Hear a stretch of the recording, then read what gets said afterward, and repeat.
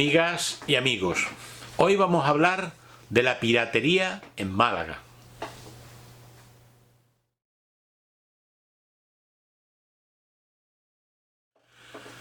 Ya la semana pasada hablamos sobre las Torres Almenaras.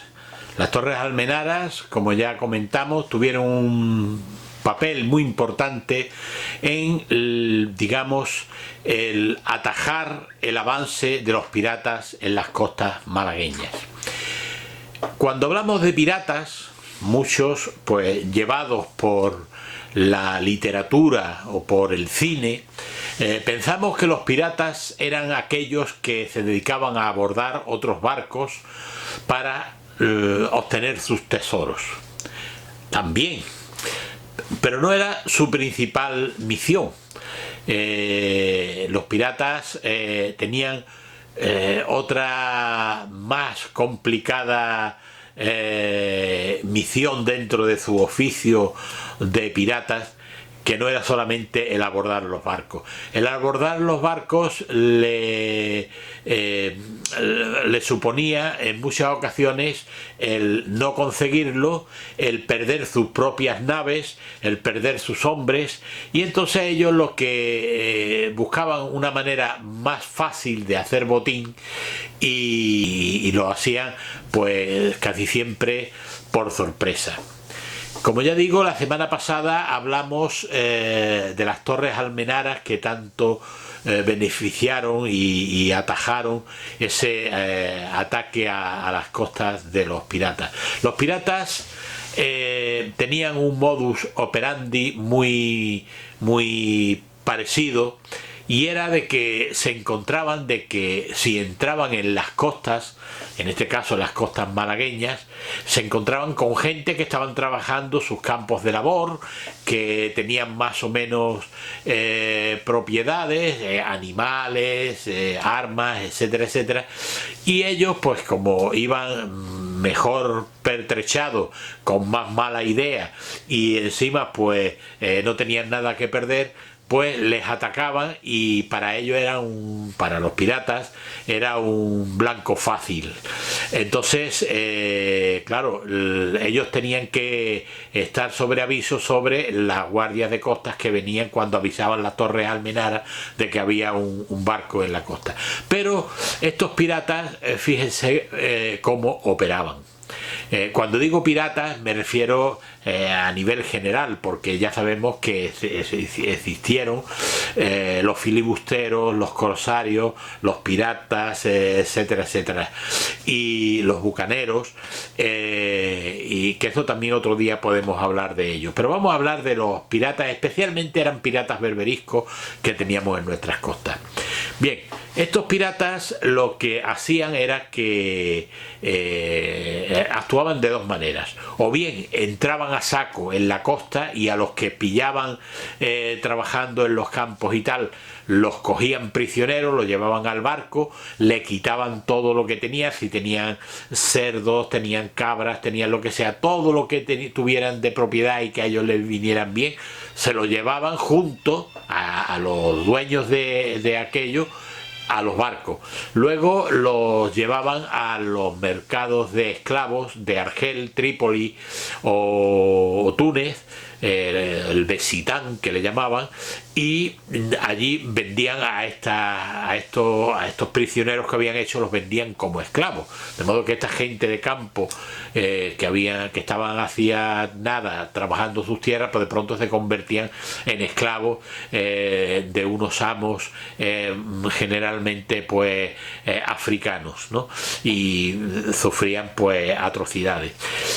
Esto es conforme estamos comentando que entraban a saco a robar, pero también tenían otro modus operandi que era muy curioso, y era que ellos hacían llegar a la costa a un pirata que iba pues disfrazado, no parecía pirata, y empezaba a recorrerse pues todas las aldeas que habían cerca de la costa, ¿no?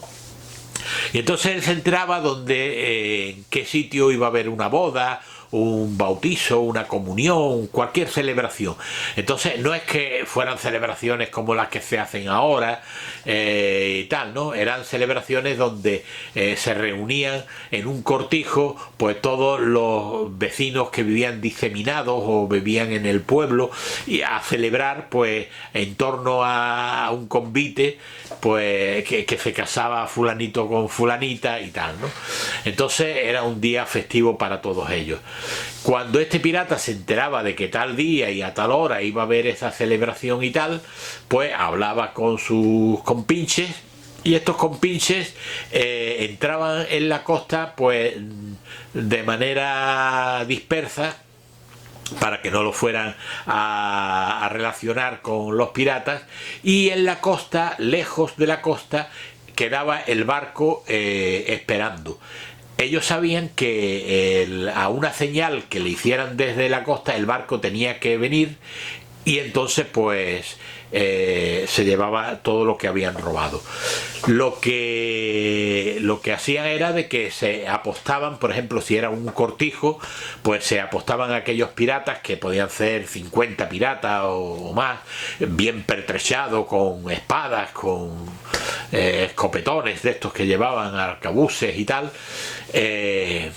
Y bueno, se apostaban alrededor del cortijo, y cuando la fiesta estaba en pleno auge, ellos salían de su escondite, los tenían rodeados, y los hacían prisioneros a todos ellos. El que se negaba a seguir con ellos pues lo mataban, y no había problema.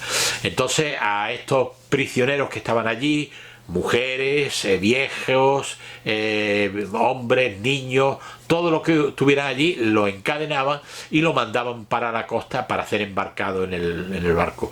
Luego todo lo que había allí que hubiera de valor, también lo metían en sacos y tal, así como alimentos y animales y armas que pudieran encontrar por allí. Todo lo que tuviera un valor para ellos se lo llevaban para la costa. Mientras tanto, en la costa ya le habían hecho una señal al que estaba en la costa, y el de la costa le daba la señal al barco. El barco, al ver aquella señal en la costa, se aproximaba, y ellos salían con sus prisioneros, los metían en el barco y se lo llevaban y lo vendían como esclavos en Argel, en Túnez, en Trípoli, en aquellos mercados de esclavos. Era una ganancia abrumadora. Hay que decir que como lo hacían tan sigilosamente y no tan de frente, pues los tercios de costa no llegaban a tiempo pues casi nunca, ¿no? Y entonces pues aquello provocaba un gran pesar en todos los que vivían por allí en la costa. Como dije la semana pasada, las costas generalmente en las costas no habían pueblos, los pueblos estaban más en el interior, por lo cual claro, en el caso de que viniera un barco y pudieran salir corriendo, se escondían en sus pueblos y ya está. Bueno, pues cuando llegaban, ahora viene la segunda parte, cuando llegaban estos esclavistas, estos piratas, llegaban a las costas, o sea, llegaban a Argel o a estos mercados de esclavos, hacían unos grupos. Primero cogían a los hombres y a las mujeres y los interrogaban, les torturaban para saber si eran de buena familia, o si eran simplemente trabajadores, o si eran gente del campo y tal. Si eran de buena familia, los apartaban y pedían rescate por ellos, con lo cual sacaban bastante dinero. Si eran gente del campo, pues los dividían bueno, había dos divisiones, la de caballos y la de perros. Había unos hombres que los clasificaban como caballos y otros como perros. Los caballos eran los hombres que digamos que trabajaban, eran fuertes y podían rendir en el campo. Entonces a estos hombres los vendían como esclavos en esta categoría, y lo tenían menos mal porque estos hombres estaban bien alimentados, estaban bien cuidados dentro de lo que había, y rendían en el campo, pues que para eso lo tenían alimentado, ¿no? Para que rindieran en el campo, y trabajaban muy bien, y le daba mucho, eran muy productivos para los que los compraban. Luego, los que eran los perros, eran, dentro de esto había dos categorías. Había unos que los trataban, eran que no servían para nada, y bueno, pues los tenían de criados, los tenían tal, pero los trataban con la punta del pie. Y dentro de esta categoría había otros que eran los que, digamos, los insumisos, los que siempre estaban protestando, los que luchaban por no ser esclavos y tal, y a eso pues les pegaban unas palizas tremendas y los mandaban a galeras. Ahora hablamos de las galeras. Las galeras, saben ustedes que eran aquellos barcos que funcionaban a remos, a golpe de un tambor, que es el que marcaba el ritmo, ¿no? Y ellos iban remando. Bueno, luego, ¿qué pasaba con las mujeres? Las niñas y las jóvenes eran vendidas generalmente como esclavas sexuales. Las mujeres, bueno, pues que ya no habían perdido un poco el atractivo, pues si la mujer esta pues sabía cocinar, sabía hacer coser, hacer otras cosas, pues la mantenían para que pudieran trabajar, y a las viejas las tenían para coser y tal, y cuando ya las viejas no tenían un rendimiento que ellos les fuera satisfactorio, pues se las quitaban de en medio, las mataban, porque era una boca menos que alimentar. Así que fíjense cómo vivían estos esclavos. Pero ahora el tema de las galeras era muy curioso. El tema de las galeras, nadie, era lo peor de lo peor. Era lo peor que le podía pasar a un esclavo, y es que lo mandaran a galeras. Porque estos barcos hacían travesías, que eran unas veces largas y otras veces muy largas, y el barco se movía pues a base de remos. A estos hombres, cuando los metían allí en las galeras, le ponían unos grilletes en los pies y los amarraban al banco, y iban desnudos, totalmente desnudos. ¿Por qué? Porque de esta manera allí hacía mucho calor en la galera, y frío no iban a pasar, ¿no? Pero porque eran muchos hombres allí concentrados, y si tenían que hacer sus necesidades se las hacían encima, y no se levantaban y decían que quiero ir al baño. Eso no se daba, se lo hacían allí, y de vez en cuando baldeaban aquello y ya está. La alimentación de estos hombres, fíjense, era tremendo.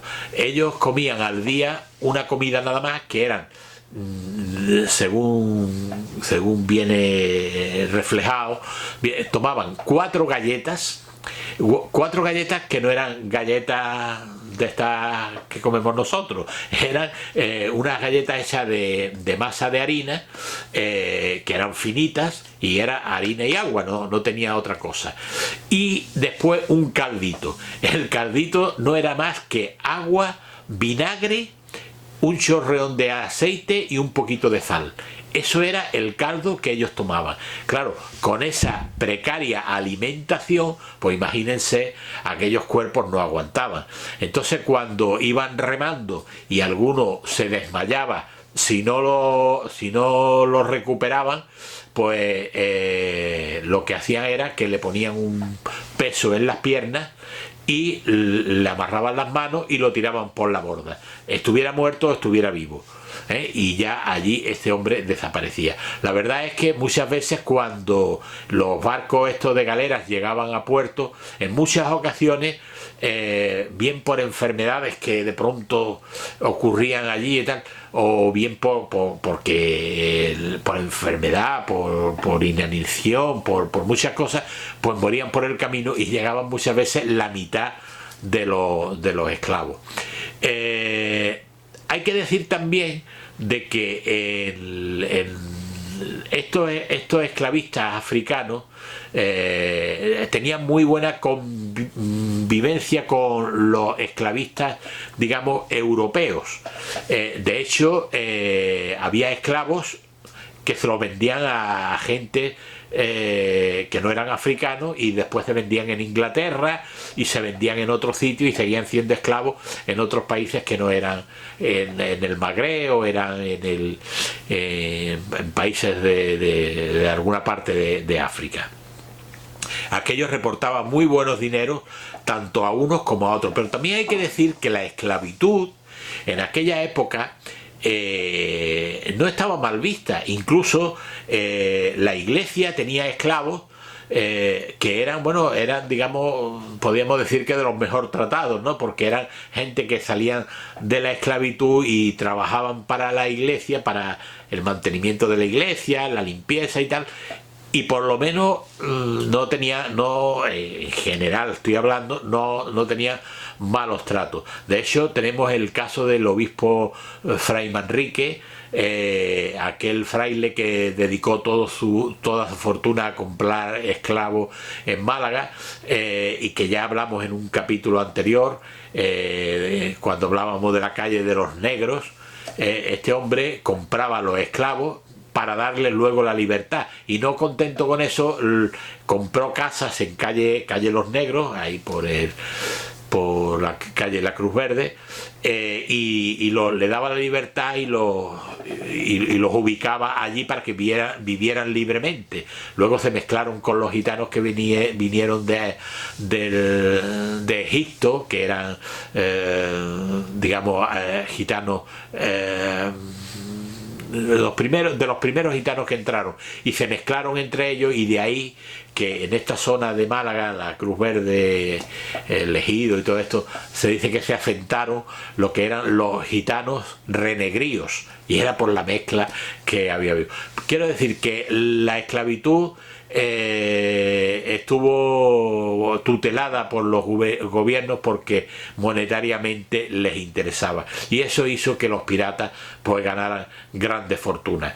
Aquí existieron piratas como el Blanquillo, del que pues también otro día podemos hablar, que causaron estragos, y fíjense que llegó a ser un personaje importante dentro de la política de nuestra ciudad. Bueno, pues habría mucho más que hablar, pero no podemos hacer los vídeos muy largos, así que si os ha gustado, darle al like, y ya nos vemos la semana que viene. Muchas gracias y pásenlo bien.